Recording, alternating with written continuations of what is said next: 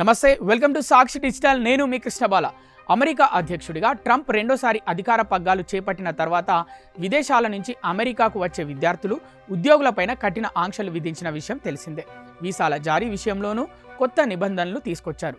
అయినప్పటికీ H1B వీసాలు దుర్వినియోగం అవుతుండడం కలకలం రేపుతోంది. తాజాగా H1B వీసాల పేరిట జరిగిన ఫ్రాడ్ కేసులో అమెరికాలోని 2 తెలుగు వ్యక్తులు తమ నేరాన్ని అంగీకరించినట్లు సమాచారం. కాలిఫోర్నియాలోని డబ్లింగ్ నగరానికి చెందిన సంపత్ రాజాది, శ్రీధర్ మాడా ఈ ఫ్రాడ్ కేసులో భాగమైనట్లు అమెరికా అటార్నీ కార్యాలయం వెల్లడించింది.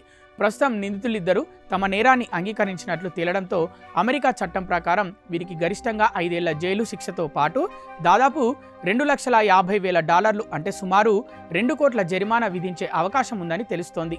సంపత్ రాజాది అమెరికాలో 2 వీసా ప్రాసెసింగ్ కంపెనీలను నడుపుతున్నారు.